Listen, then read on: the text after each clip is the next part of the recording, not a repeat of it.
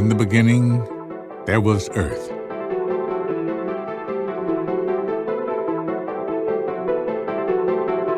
Paradise. An unspoiled sanctuary of beauty.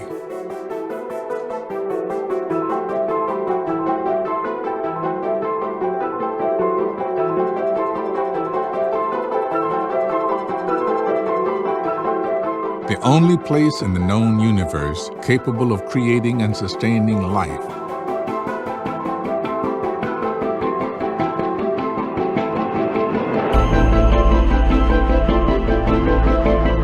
Before humans came along, the earth was in perfect harmony, right? Well, not quite. The earth has always been home to chaos and violence, constantly changing through what can be a brutal process of trial and error. We are a product of this evolution. The first and only species so far capable of replicating nature's uncanny power of creation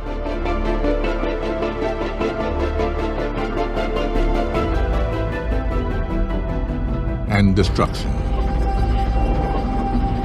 Over time, we have literally changed the face of the earth. So much so that the harm we've done seems irreversible.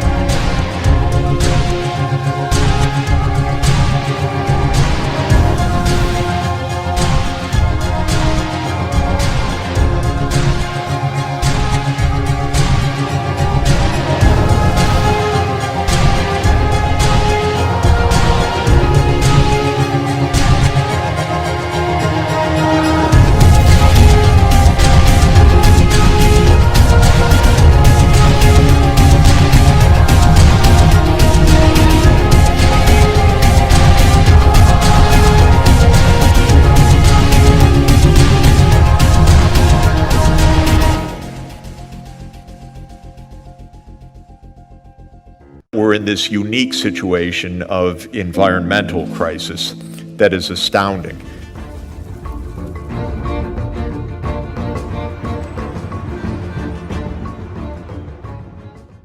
We stand at a critical point in our history. Already at the beginning of the year, we are facing the largest humanitarian crisis since the creation of the United Nations. A famine declaration by the World Food Program is very rare, and yet it's happened here. Now, the humanitarian crisis in South Sudan is escalating. A growing famine and ongoing conflicts in African countries are prompting the United Nations to warn that the world is facing the biggest humanitarian crisis since the end of World War II. 20 million people in the region. Storms get stronger and more destructive. Watch the water splash off the city. This is global warming. I feel so scared, sorry. Despair can be paralyzing.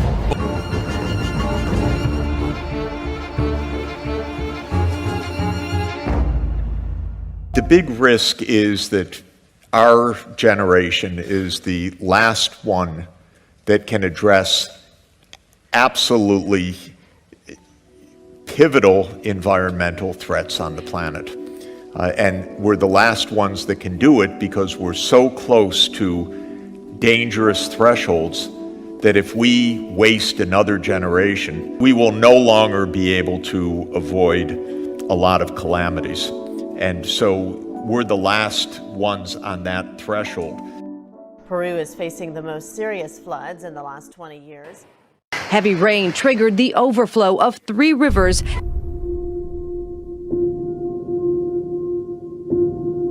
Severe flooding continues in Argentina and Ecuador, with both countries having experienced continuous heavy rainfall for 10 days.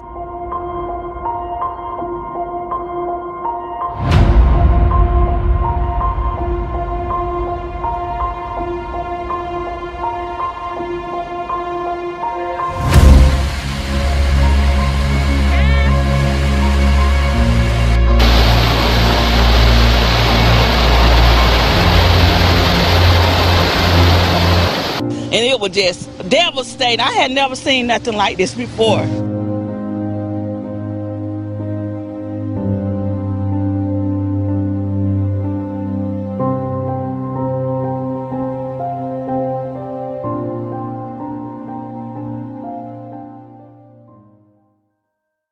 We are told that the earth is dying and we must save it.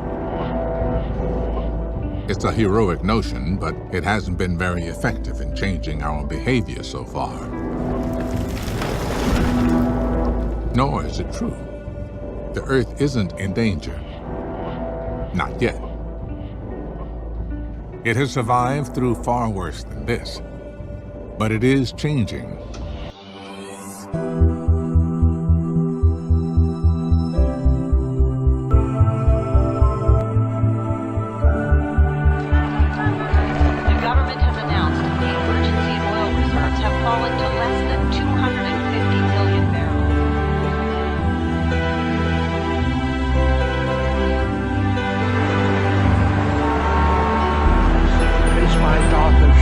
It's the beginning of a sudden nature change.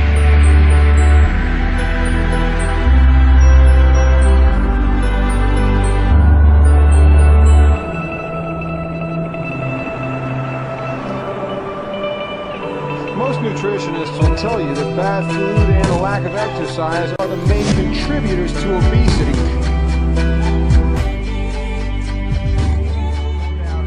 That's going to happen in the wake of what's going on.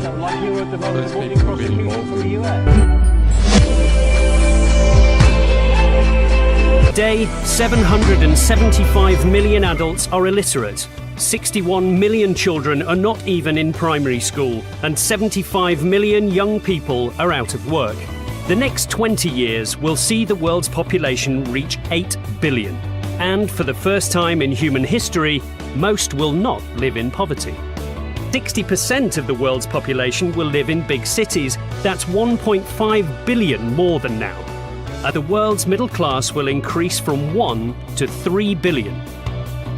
They'll become the most important economic and social sector in most countries and drive a significantly higher demand for consumer goods and services.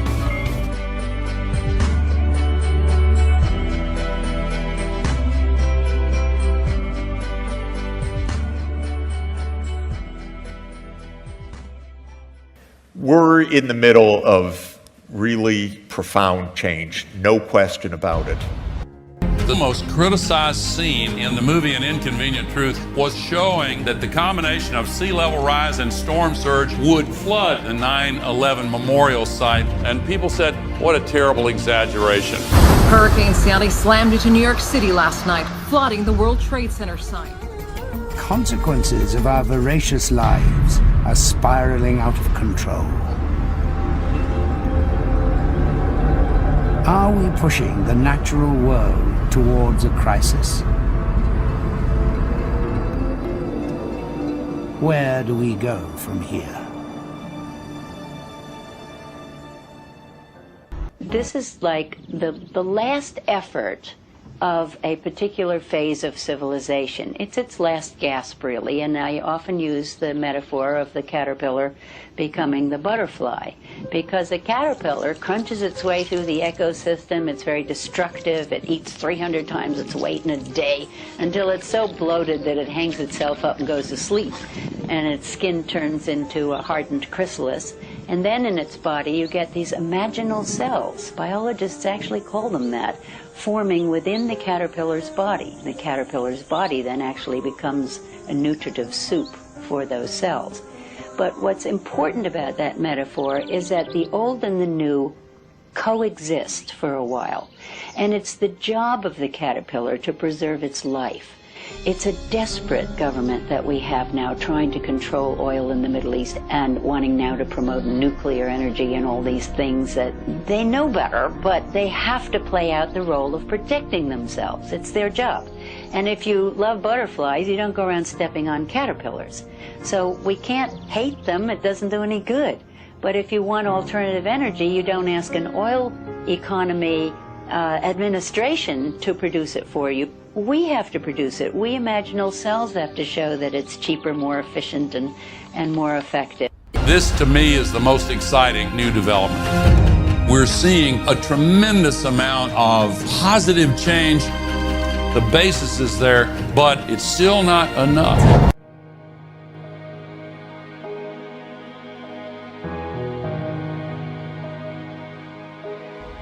What is human nature?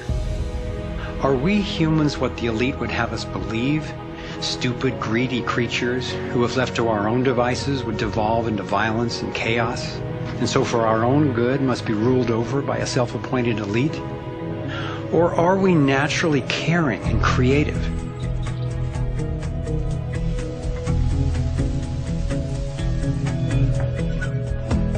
I believe when people are healthy and have what we need to survive, we can create a world based on integrity, freedom, and compassion.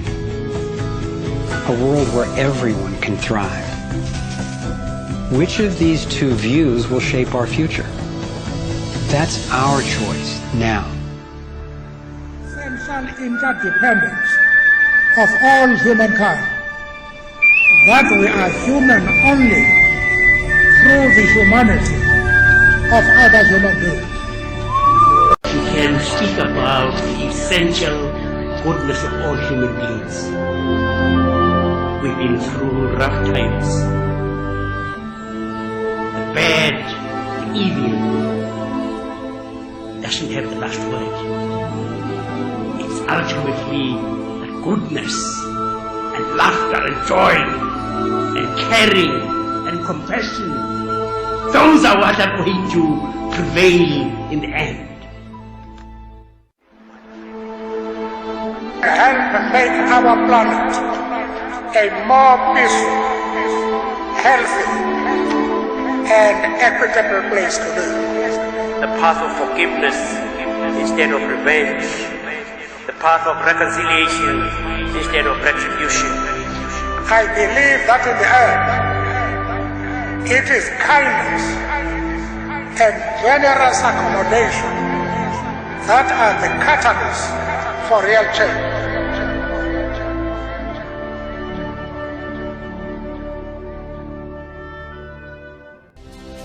La mayor parte de los habitantes del planeta se declaran creyentes. Esto debería provocar un diálogo entre las religiones.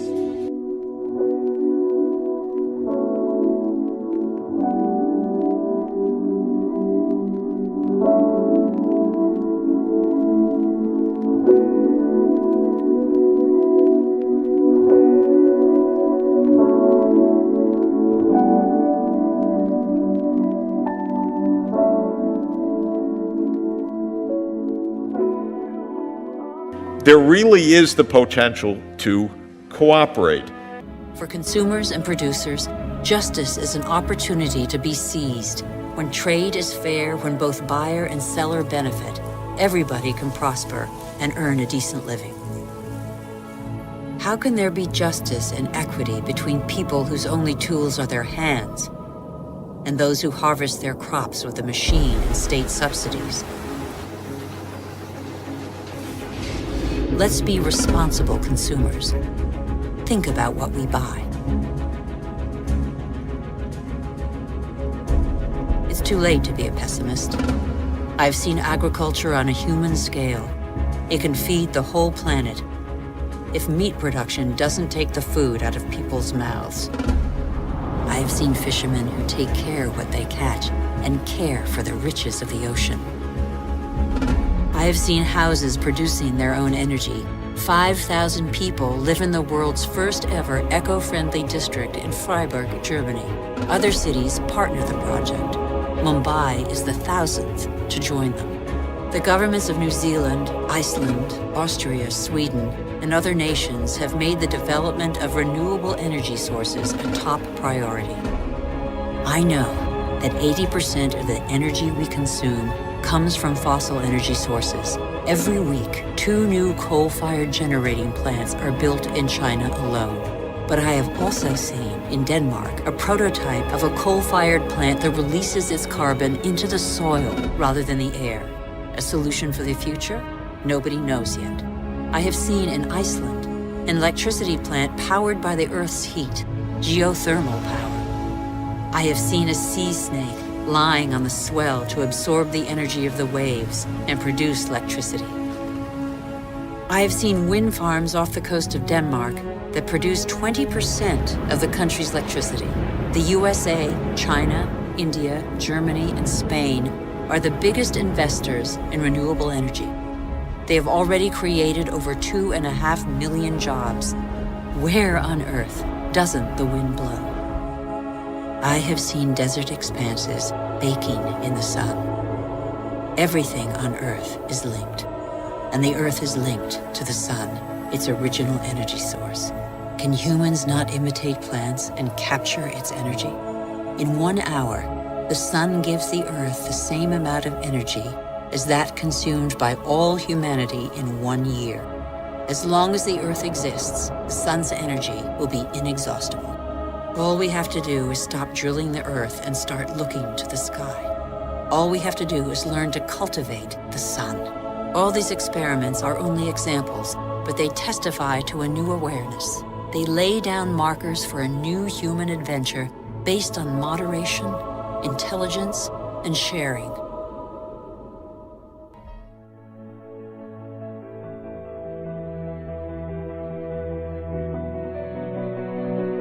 We have got to convince people that given current trends, we're headed for disaster. That's the bad news.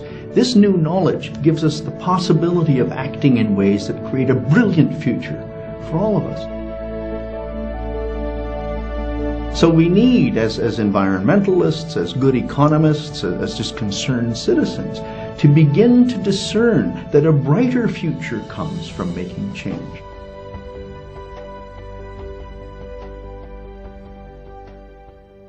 It's too late to be a pessimist.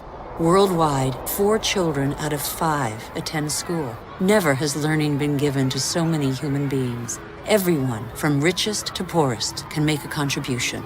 Lesotho, one of the world's poorest countries, is proportionally the one that invests most in its people's education. Qatar, one of the world's richest states, has opened its doors to the best universities. Culture, education, research, and innovation are inexhaustible resources. In the face of misery and suffering, millions of NGOs prove that solidarity between peoples is stronger than the selfishness of nations.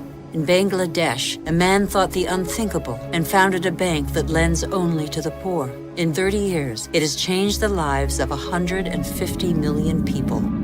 Antarctica is a continent with immense natural resources that no country can claim for itself, a natural reserve devoted to peace and science. A treaty signed by 49 states has made it a treasure shared by all humanity.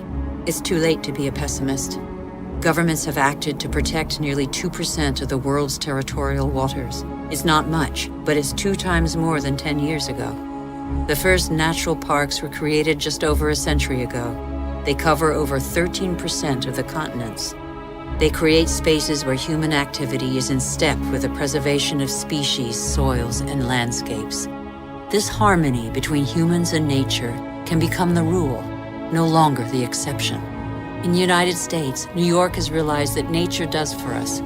These forests and lakes supply all the drinking water the city needs. In South Korea, the forests have been devastated by war. Thanks to a national reforestation program, they once more cover 65% of the country. More than 75% of paper is recycled. Costa Rica has made a choice between military spending and the conservation of its lands. The country no longer has an army. It prefers to devote its resources to education, ecotourism, and the protection of its primary forest. Gabon is one of the world's leading producers of wood. It enforces selective logging, not more than 1 tree every hectare. Its forests are one of the country's most important economic resources, but they have the time to regenerate. Programs exist that guarantee sustainable forest management. They must become mandatory. There is no longer any doubt that we will have to rethink the way we live on our planet. We already keep track of what we spend and buy at home, at work, in factories and in society. But what we don't do is keep track of the planet's resources that are being consumed more quickly than they can be regenerated. Instead, we need to rethink how to reduce, reuse, recycle, and eventually resource our way of living. Then it will be possible for 7 billion people, or even 9, to live on one planet. We know that demand for resources is continuing to grow, so we will need to do a lot more than simply using our resources more efficiently. We'll need to bring together many solutions and ideas, such as maximizing the environmental and health benefits of investments in clean technology, appreciating the free services that nature provides to us, and recognizing the importance of social and cultural values.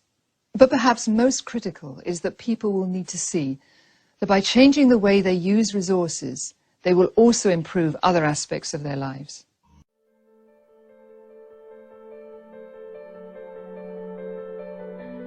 Given the situation in which we currently find ourselves, perhaps the 4 most powerful steps we can take are bringing population into balance with the earth and other life forms, reducing our energy consumption, supporting local organic foods that use little or no fossil fuels, and making our voices heard to awaken our politicians to these issues.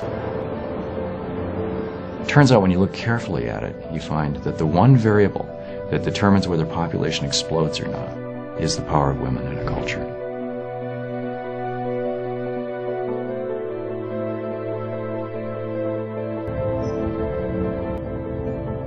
If you made sure that there was justice and economic opportunity for people in the poorest countries, people would choose to have fewer children there.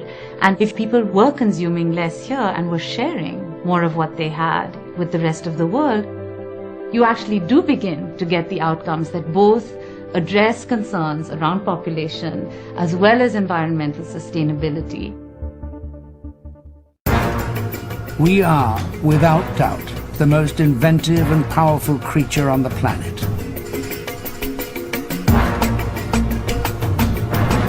We're so successful, we've hijacked the whole world for our own ends.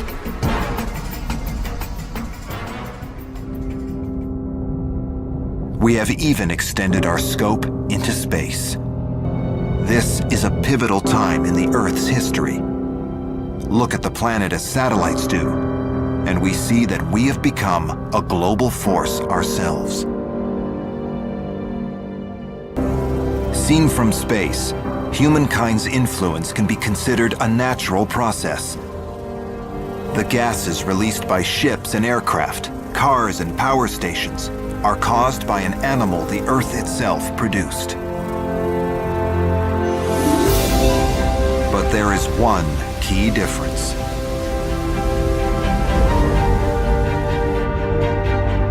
Unlike volcanism, the movements of the ocean's currents, or the oxygen released from forests and plankton blooms, we have a choice of what we do. Authority knows best is the slogan that guides our conventional wisdom.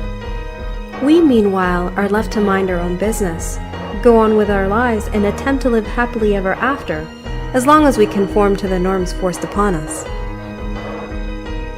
From cradle to grave, we are led to follow the guidelines of what authority defines as a state-of-the-art system, one in which success seems to begin and end within the running wheel of education, career performance, debt management, and retirement.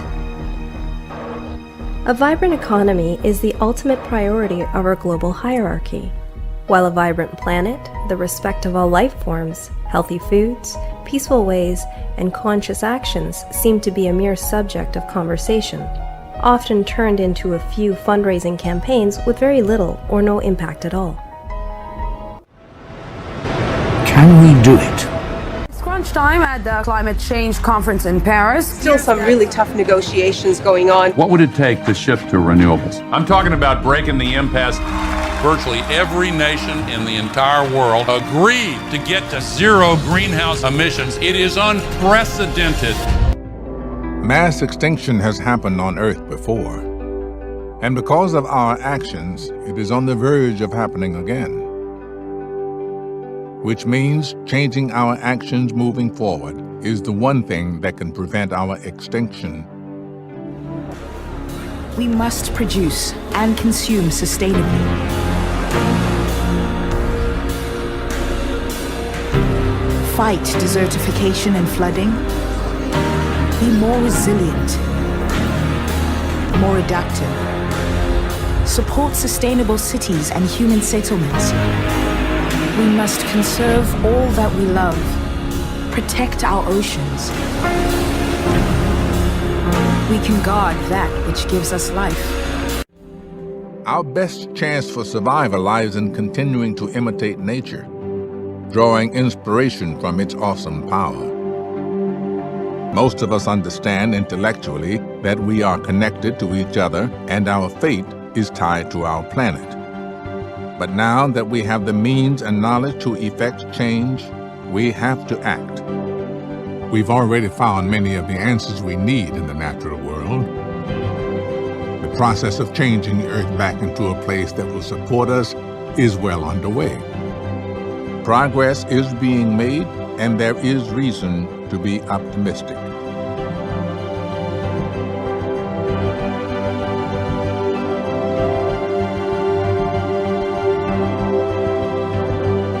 The more we do, the more the Earth will help rebuild and remake itself.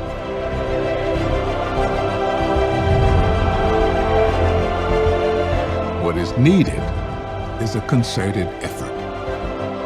This isn't a challenge that just a few countries or world leaders can fix on their own.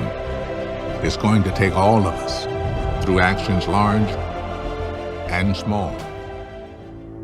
We know that the solutions are there today.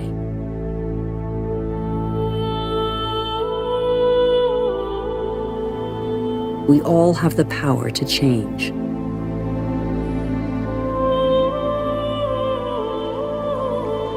So what are we waiting for? It's time to put America first. That includes a promise to cancel billions in climate change spending. It's supposed to be 70 degrees today. It's freezing here. Speaking of global warming, we need some global warming. Our plan will end the EPA. The next generation would be justified in looking back at us and asking, what were you thinking? Couldn't you hear what the scientists were saying? Couldn't you hear what Mother Nature was screaming at you? This movement is in the tradition of every great movement that has advanced humankind. We're not going to recognize it. We don't want to discuss it. It is right to save humanity. It is wrong to pollute this earth. It is right to give hope to the future generation.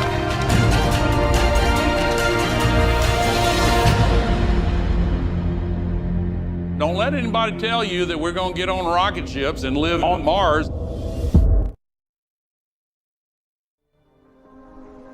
The Khmers of Angkor Wat thrived on their ability to exploit the monsoon until their growing population outstripped their most precious resource, water.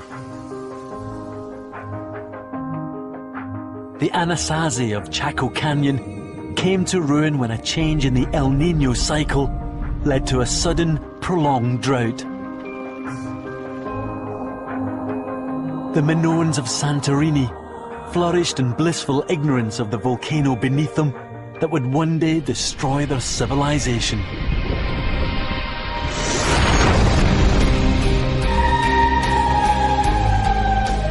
Today, our relationship with the planet is a different one. We are now a geological force to rival the Earth's natural forces. The ultimate test will be how well we use that power.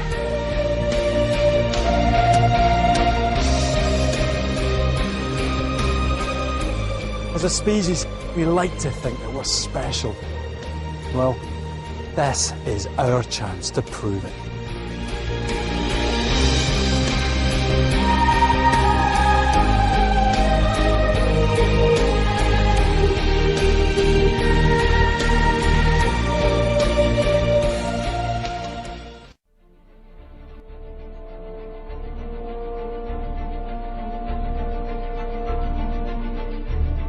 Ultimately, I foresee for this century a tenfold improvement of resource productivity.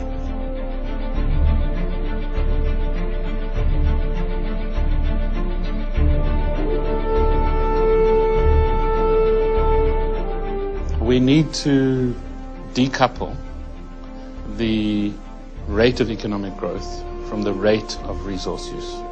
If the two continue to climb together, we're going to hit natural limits.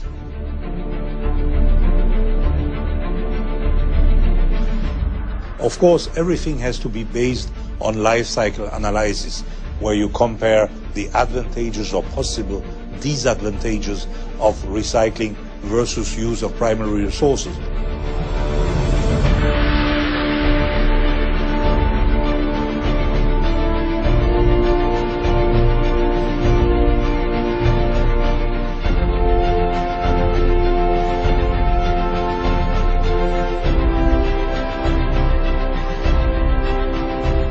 If we're to live more sustainably, we will need to do a lot more than simply use our resources efficiently. It is time for the world to come together to change the way we live on this planet.